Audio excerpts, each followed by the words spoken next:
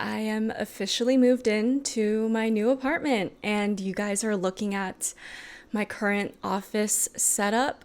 As you guys may see behind me, you are looking at my new 𝗪cie𝗿𝗪 customizable standing desk. As someone who lives with chronic illness and struggles with chronic pain, having a standing desk makes a huge difference because I work from home, as many of you guys know, so being able to adjust my desk from sitting to standing in all these different types of heights depending on how my back is feeling makes a huge difference. And because of the dual motor, adjusting your desk won't shake it, and that is huge because I'm always keeping a bunch of glasses of water and coffee on my desk. This desk is also made out of bamboo, which is extremely durable and environmentally friendly. So if you are in the market for a new standing desk and you struggle with neck pain or back pain or body pain like I do, go check out 𝗪cie𝗿𝗪 and some of their products. I will leave a link to their Amazon storefront in the description box below. I guarantee you guys will not regret it.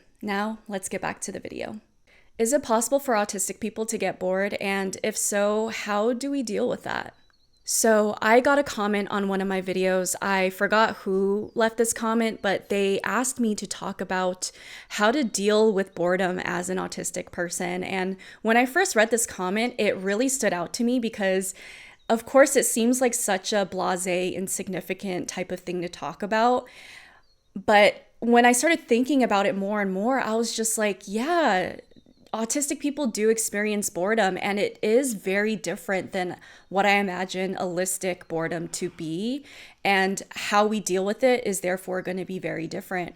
And so I thought, let's just dissect this topic together and figure out ways that we can understand boredom and cope with boredom as an autistic person. This is just another reminder for you guys to never be afraid to leave any suggestions as to what type of videos you want me to make and what type of topics you want me to talk about, because sometimes I could have writer's block with what to talk about because, as you guys know, I've been dealing with the move, and also I'm dealing with a lot of health things in my life. And so if I haven't touched on something yet, or if I've touched on something but you want me to dive in deeper, please, by all means, leave it in the comment section down below. I always read all of your guys' suggestions, and I have a little notebook which I write these all down in and always refer back to when it comes time to filming these videos. But back to boredom. So I imagine a lot of autistic people have a complex relationship with boredom because a lot of the times, if you have the luxury to feel bored, you also are most likely experiencing comfort, right? Comfortability in your life. And I'm not talking on the behalf of all autistic people. I'm just saying a lot of autistic people out there will probably relate to this to some sort of extent. But I imagine when you are bored, you are also very comfortable, and you've probably been in that comfort for a certain amount of consistent time. And comfort to me as an autistic person can mean you have your routines in place. If anything, you are almost looking for a certain type of new stimulus. That isn't to say that autistic people can't feel bored but also struggle with routine, especially if you do have ADHD comorbid with the autism, because that ADHD part of you is needing that dopamine. That's what could be really hard about having ADHD and autism, is one part of you is looking for sameness and reliability, and the other part of you is looking for newness and spontaneity, and oftentimes they don't really go together. For me, throughout my life, when I think about all the times I am bored, it's usually in moments where I can feel burnt out. I can opt out on a lot of things in life, to be honest, not just socializing, but out of hobbies, out of routine sometimes if my executive functioning isn't great. It's because I'm using what energy I have left to just rest and be a potato. But oftentimes when you're in that mush mode for too long, you could become depressed, unmotivated, and bored on top of it. Boredom to the extent of feeling like there's just nothing to do, nothing worth doing. And I feel like that is a really, really hard place to be in. I've definitely been there. I definitely still struggle from time to time falling back into that place. And so I understand how scary it could be to fall into that sort of mindset and lifestyle. So if any of you are in that place right now, I definitely feel for you and my heart goes out to you. Just understand that there will always come a time where you will have the opportunity and feel the need to come out of that mush mode. When that time comes, please allow yourself to come out of it. I know sometimes we are so often overstimulated and overwhelmed by the world around us that we almost would prefer to choose that depression, that boredom, over being overstimulated and overworked.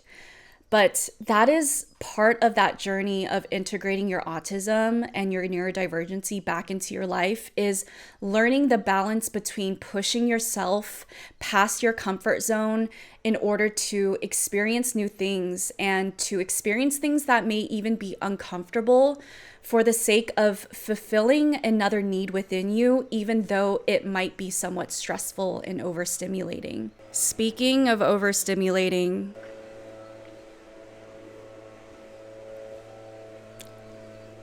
perfect timing, my guy. Perfect timing. I'm just going to sit here for another 10 to 15 minutes until this guy decides to leave. Be right back. So if you're autistic and you struggle with boredom currently, I want you to think about what type of boredom are you experiencing?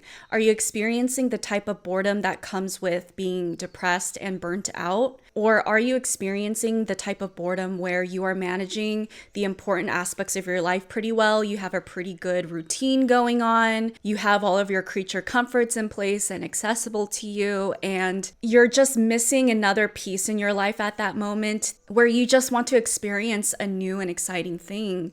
Because the last thing I want you guys to do is to mistake boredom for comfort. Because if you are someone that doesn't often feel comfort, you might mistake those very few times of comfort in your life for being understimulated or being bored, when in reality, you are just finally experiencing peace, right? I feel like a good way to gauge whether or not you should be doing something about your boredom in terms of pushing yourself out of your comfort zone into the world to experience new things is to ask yourself, do you have creature comforts around you? Do you have routines in place? These are the things that you should have accessible to you so that you can rely on those in order to recharge if you are to get dysregulated in any sort of way. And this kind of goes into the concept of planned spontaneity or planned chaos. I think there's a lot of autistic people out there who, like me, have this need to be spontaneous, to experience new things, but at the same time, that is really scary, and we may not have the energy levels to cope with the dysregulation that may or may not come with it. And so a big reason why a lot of autistic people grow to fear newness and spontaneity is because in the past, we've had to go through a lot of chaotic experiences against our will. And so I think in a way, a lot of autistic people are traumatized when it comes to spontaneity and unpredictable experiences. And so we end up veering all the way on the other end of the spectrum where we cling on to things that we know is going to make us feel good, our creature comforts. And if it's up to us, we choose not to put ourselves in any sort of situation that is not at least 99% predictable. But the thing to realize in this moment is that there are certain times where you have the power to consent to having new experiences. And that is so important for your own nourishment as a soul and as a human being. So what does it mean to give consent to new experiences? When I say giving consent to new experiences, what I think of is giving something new a try, knowing that that's what you want to do, knowing that you are in a way consenting to either being disappointed or being pleasantly surprised. But either way, you are consenting and going into that unknown with an open mind to explore. I talk about this often with my clients when it comes to pushing them to experience something new or to not hold a person or an experience accountable to past experiences and those patterns. I feel like something I often say is give life an opportunity to surprise you in good ways as well. And get used to tuning in with your own intuition and energy levels, what you are experiencing, because there will be ups and downs to wanting to be curious. There's going to be certain times in your life where you feel more explorative. Usually those times are in periods of growth where you need to expose yourself to more things in order to get your inner soul to grow more. There will be times where you feel more drawn to hunker down and to solidify the very few factors in your life that are familiar to you and to build stability in that. I feel like there's also unique experiences in our lives where we may be completely uprooted from everything we've known and feel drawn to have new experiences. I feel like I'm specifically in that time in my life right now, and that whole period of your life could be very destabilizing and feel very scary. But I do think there are benefits to those type of periods in your life. There are times where you're not supposed to be rooted down. There are times where you're supposed to be searching for a pot and a specific type of soil to be rooted in so that you can grow to be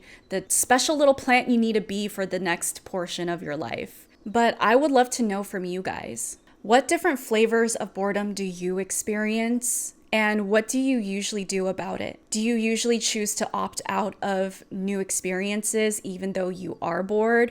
Or are you the type of person that pushes yourself to experience things even though it might feel overstimulating for you? I feel like it would be really interesting to start to see a pattern in the comment section down below, because I imagine that there will probably be a lot of autistic people out there that pushes themselves out of their comfort zones pretty often, sometimes to the detriment of themselves. But at the same time, I wouldn't be surprised if those autistic people do feel very fulfilled in many different ways and don't experience boredom often. The only downside would be they just might be exhausted a lot of the times.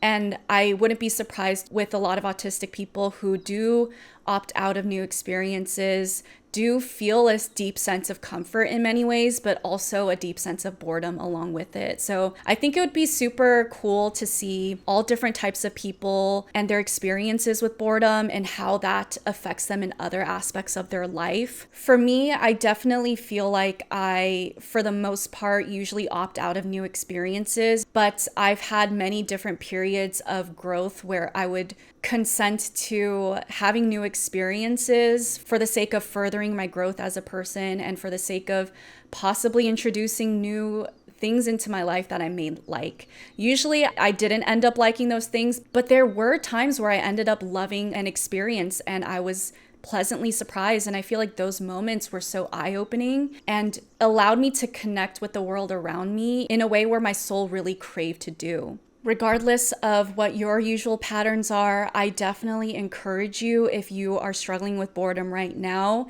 to put yourself out there. Give yourself an opportunity to experience something new, because you are alive here and now, and so therefore you deserve to go out and be curious. And with that being said, thank you guys for tuning in on today's video and allowing me to be a part of your journey. I will see you guys on the next one. Take care of yourselves. Bye.